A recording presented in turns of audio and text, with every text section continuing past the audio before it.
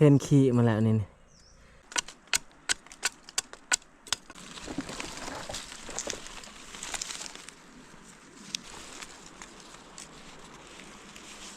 นอนพักผ่อนเขาจะบอทีมอยู่นี้ป่าใบอยู่นี่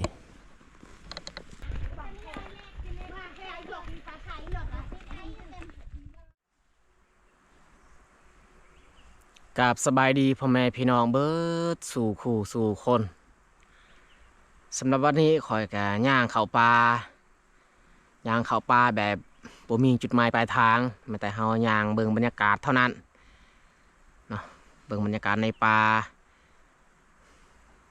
เพราะว่าอยู่บ้านก็รู้สึกว่าหนาวเนาะก็เลยออกมาเข้าป่าหาเบิ่งบรรยากาศในป่าไปเอาไปเบิ่งไปชมน้ำกันเนาะ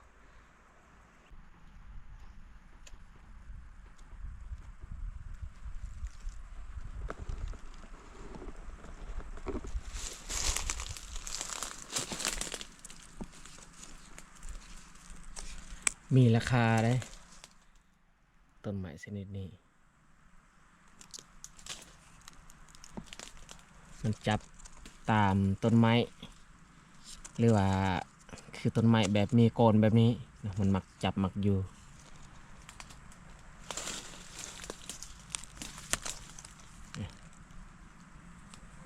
พุ่นหอดเถิงแต่มันบ่ร้ายถ้าว่ามันไล่นี่เราเก็บเอามันเกิดแต่ต้นเดียวนี่แหละเราเห็นแต่ก่อนหันโลนึงนี่แสนปลายเขาเจ้าซื้อแต่ว่าเดี๋ยวนี้นี่บุหูว่ามันยังราคาซ้ำเก่าหรือบ่กระเทินนะคันสิเก็บกะมันกระเทินบ่มีบอลคายอีก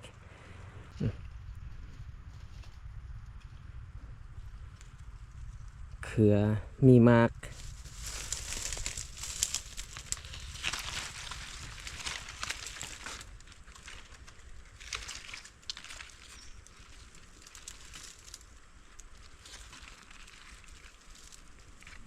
งามดีเลยทุกคน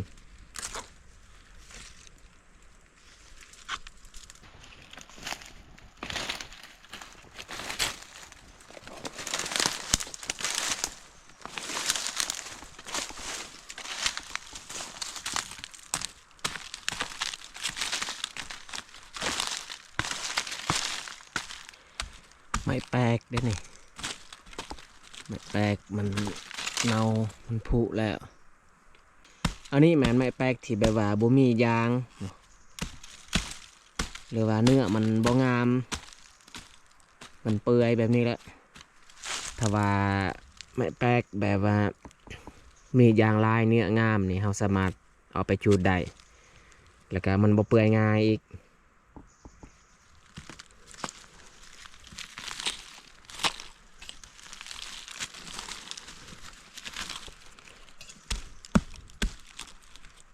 นี่โอ้แกนของมันตัวนี้เนี่ยสามารถเอาไปจูดได้ทุกคนเนื้อมันงามนี่ยังแข็งดี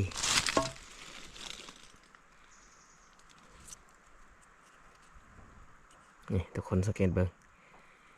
สามารถจูดได้ไม้ได้ดีได้ประเภทไม้แปลกหรือว่าภาษาไทยเขาเรียกว่าต้นซนไม้ซน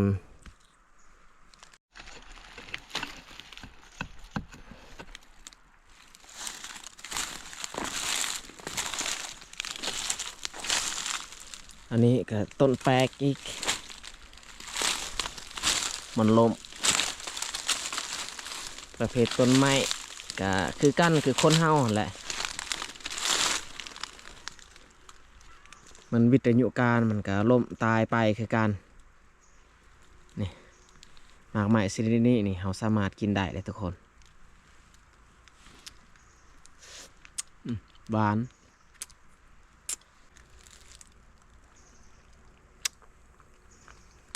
แต่คอยบ่ฮู้ซื้อเขาเอิ้นว่าหมากไม้อิหยังแต่เราเคยกิน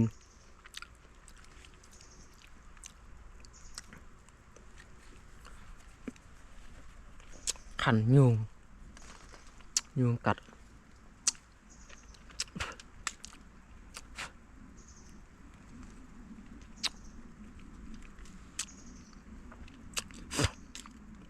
แกนมันใหญ่นะตัวเขากินคือเปลือกนี่แหละ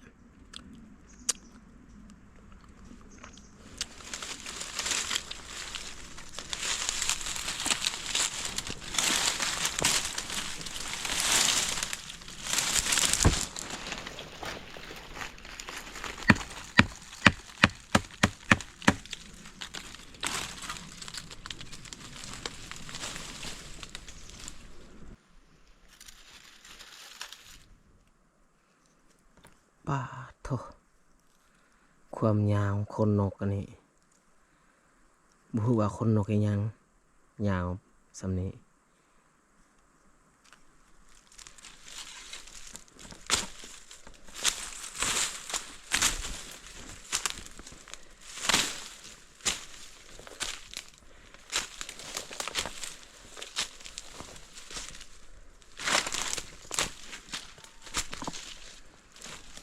อันนี้ที่พักที่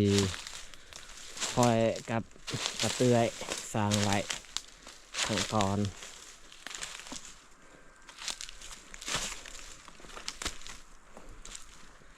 ที่พักที่ฮอปูด้วยใบไม้ลองขึ้นมาเหยียบเบิ้ง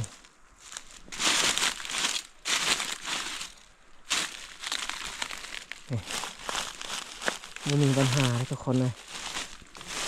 ยังใช้ได้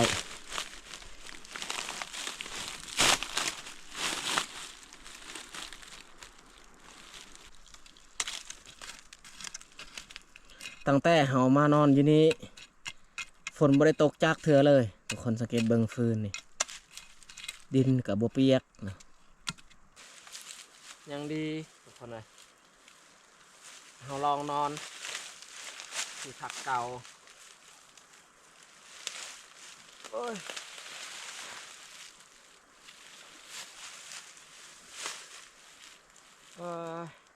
นอนพักผ่อน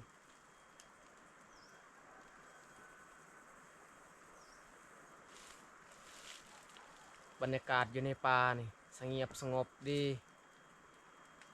เฮานอนพักผ่อนอยู่นี่ประมาณ10 นาทีแล้วจึงคอยย่างต่อเฮาย่างขึ้นเทิงย่างไปตามภูนี่แหละ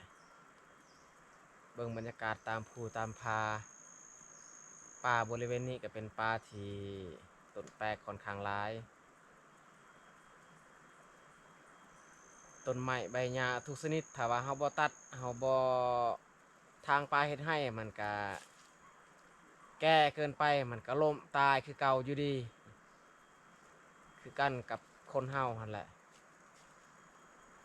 เพราะฉะนั้นอยู่บ้านนอกเฮาเวลาดำเนินชีวิตก็มีแต่ทางป่าเฮ็ดให้เอาทางป่าเฮ็ดให้ปีนี้เมื่อ 2-3 ปีต่อมามันก็เกิดใหม่อีกมันเป็นต้นไม้ใบหญ้าคือเก่าที่มีการเปลี่ยนแปลงสุดๆนี่แม่นการขุดค้นบ่อแฮอันนั้นนี่เปลี่ยนแปลงคือในห้วยละแง่ห้วยที่คนเวียดคนจีนเขามาเอาคำเอาไปตามชายห้วยนี่มันบ่อยากน่าสนใจปานใดมันบ่เป็นธรรมชาติคือแต่ก่อนเพราะว่าเฮาเบิ่งตามแคมน้ำแคมห้วยมันก็มีการจกการขวดดินนั่นนี่นั้นมันมีการเปลี่ยนแปลงหลายสิ่งหลายอย่างเลยแต่ว่าการทางป่าเฮ็ดให้เขาพวกเฮานี่ก็ถามว่ามันดีบ่ก็บ่ดีคือกันแต่ว่าเฮาเลือกบ่ได้จำเป็นแต่ก็แค่แน่กลัวกับที่อันเขาเจ้ามาฮอนแห่ฮอนคำหั่น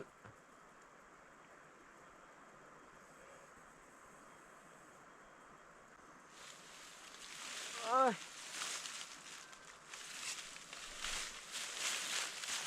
ตราบใดเฮายังมีชีวิตอยู่ถึงว่ามันอาจจะเมื่อยก็ตามเฮาก็ต้องย่างไปข้างหน้า หันอยู่กับที่กับบ่มีแนวสิกินสิยำอีกรู้สึกว่าเมื่อยเลยวันนี้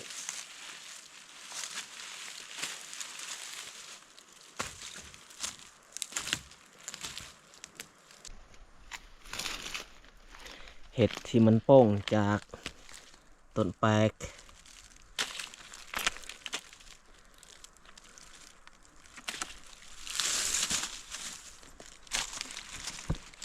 ต้นแปลกอันนี้เนี่ยแมนเขาจะเอาตัดกับจักรเนาะเขาเลื่อยเอาไปเฮ็ดเฮือน มีคนมาทากแล้วได้นี่แต่ว่าเนื้อมันบ่ค่อยงามปานใดทุกคนสังเกตเบิ่งมันบ่มียาง อันนี้เนี่ยตัวมันงามนี่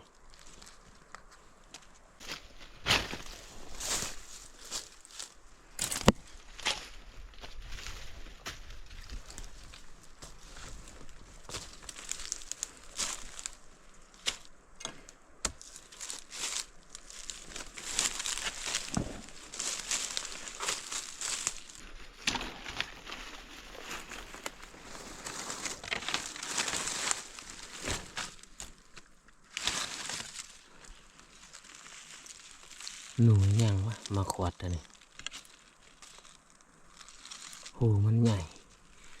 โอ้มันขวดกินหากไม้ได้ทุกคนเลยบ่แม่นหนูแล้วนี่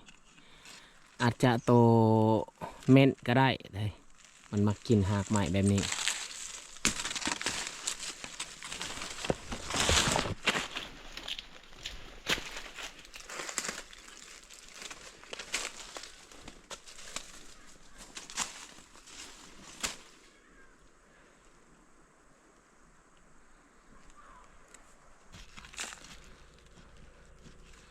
หูหนูนี่มันยังบ่ทันออกเลยทุกคนเลยมันยังบ่ทันมีหูมันออกอาจสงสัยมันยังอยู่ไหนกดดิเราสิลองขุดเบิ้งจักสิได้หรือบอถ้าว่ามีเสียมนี่อาจจะได้แต่ว่าเฮาบ่มีเสียมสิลองตัดไม้มาขุด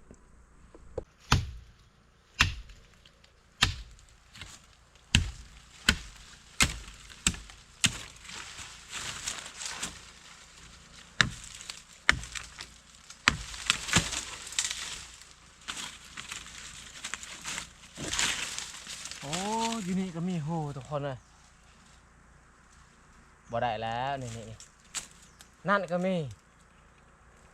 มันบ่ได้อยู่คงที่ถ้าว่ามันอยู่คงที่นี่เราจะขุดแน่นอน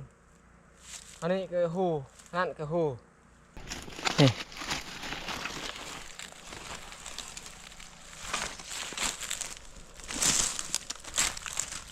อันนี้ก็แม่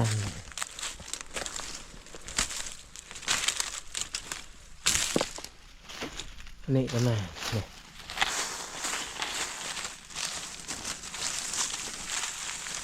หนูนี่มันกินหักใหม่นี่หักใหม่โอ้ตัวอ่อนทุกคนเอ้ยบ่แม่นหนูเห็นขี้มาแล้วนี่อ้นนี่มันขวดหูบ่ลึกแต่ว่ามันไปยาวเลยโอ้นี่เด้นี่บอลมันออกแล้ว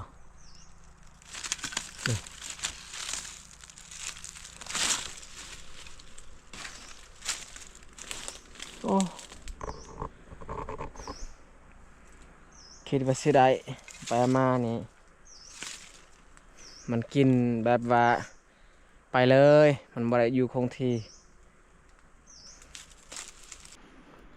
ต้นไม้ชนิดนี้กับเนื้อมันแข็งคือกันเลยส่วนลายอยู่บ้านเฮาเนี่ยเขานิยมเอาไปเฮ็ดเฮือนนี่เปลือกมันสีแดง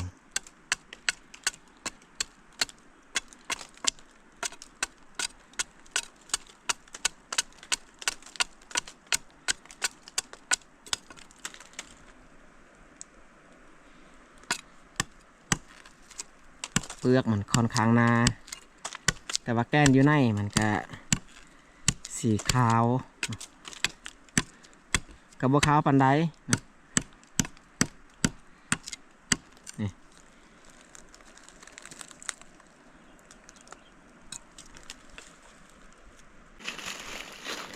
อันนี้อีกทุกคนนี่สมุนไพรที่มีราคานี่เห็นป่ะมันจับตามต้นไม้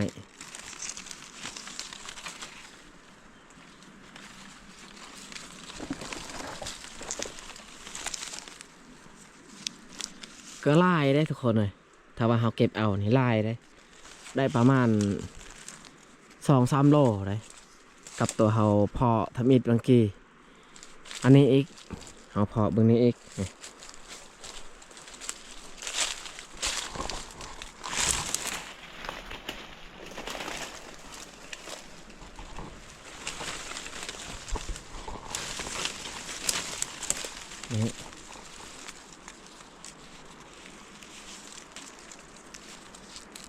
คันสิเก็บกับบ่มีคนมาซื้ออีกเพราะว่าแต่ก่อนหันคนเวียดเขามาซื้อเขามาทาม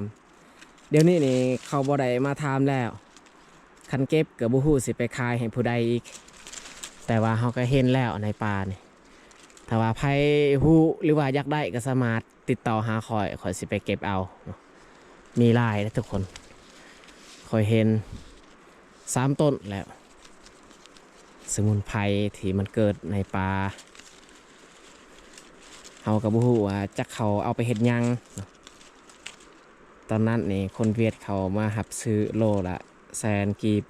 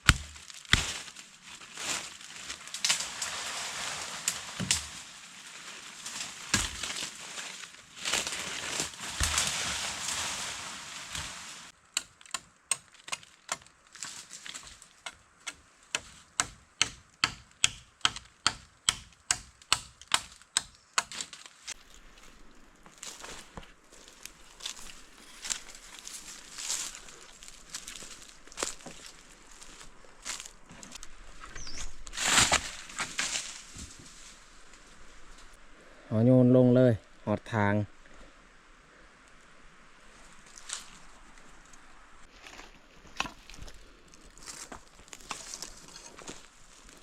ว้าวทุกคนเลยคนเขามาตัดเอาอันนั้นต้นแปลกนี่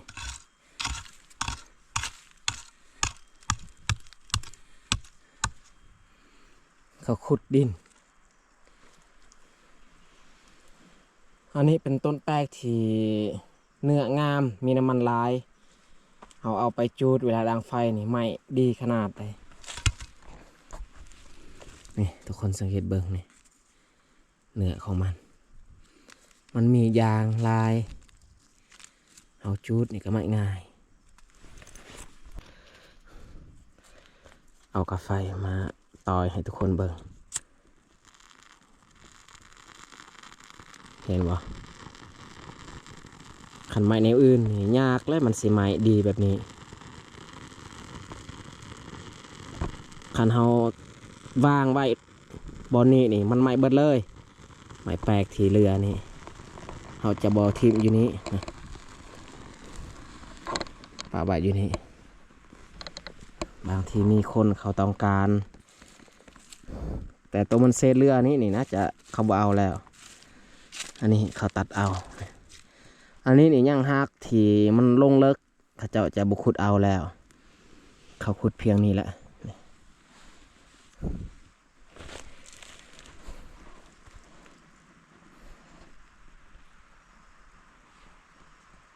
เขาลงทุนขุดดินได้ทุกคนเลยแมนธรรมดา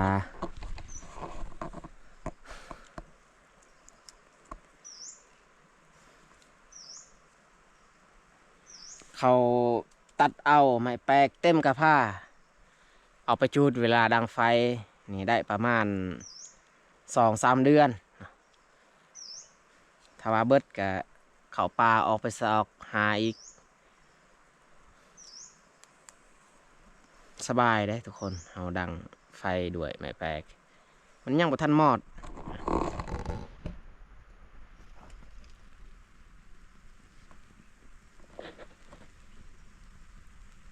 ไม้แปลกกับบ่แม่นทุกอันทุกต้นดอกที่มียางลายมันเป็นบางต้นเท่านั้นยางมันลายเนื้องามเอาจูดใหม่ดีถ้าว่ามันบ่งามก็มันเปื่อยมันเน่าตัวมันงามแบบนี้นี่10-20 ปีก็บ่เปื่อยบ่เน่าได้ทุกคนเลย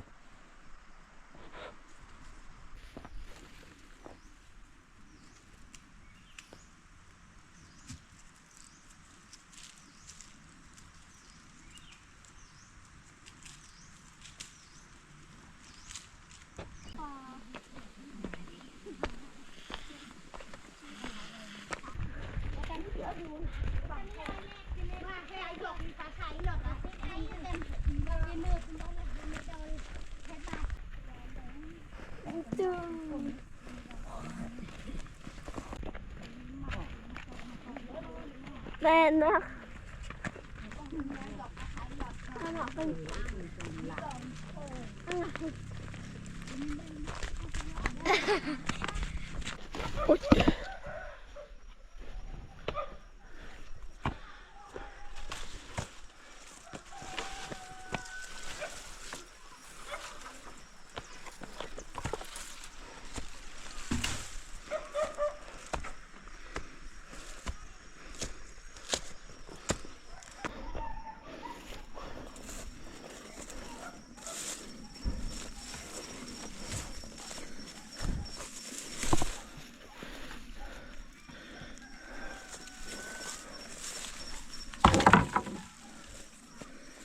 โอ้ตัวนี้นี่สั้นหน่อยนึงทุกคนเลยตัวนี้นี่ยาวตัวเก่าถ้าว่าเฮาเสียบลงดินตัวนี้สั้นแน่นอน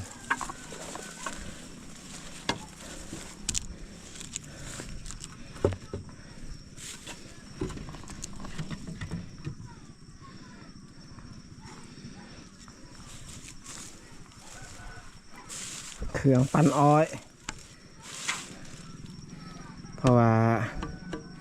อีกบ่ดนถ้าว่าเอาเตื่อยหายดีเจ็บตีนก็ขึ้นมาปั่นอ้อยที่เฮาเฮ็ดอย่าสูบนี่แหละแต่บ่แม่นเฮาสูบดอกเฮาเฮ็ดเพื่อพ่อแม่อ้อยซุ่มนั้นแหละเฮาสิตัดเอามาปั่นอยู่นี่แต่สำหรับวันนี้นี่เฮายังบ่ทันเฮ็ดเฮาตัดไม้อันนี้ไว้วันใดเฮาพร้อมที่เฮาจะเอาอ้อยมาปั้นเฮาจึงคอยมาเสียบไม้ตัวนี้ใส่ตัวเก่านี่มันใส่บ่ได้แล้วมันอ่อนแล้วเวียกตอนแรกวันนี้นี่สิเอาบัวนี่มาหดส่วนเลย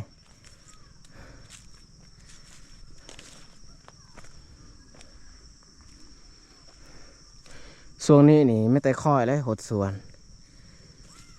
เสาแรงเบายุบกับเจ็บไข้แต่ว่าตอนนี้ไข้แน่แล้วเพิ่นลุกนั่งได้แล้วส่วนเตื้อยกับเจ็บตีนเจ็บหัวเข่า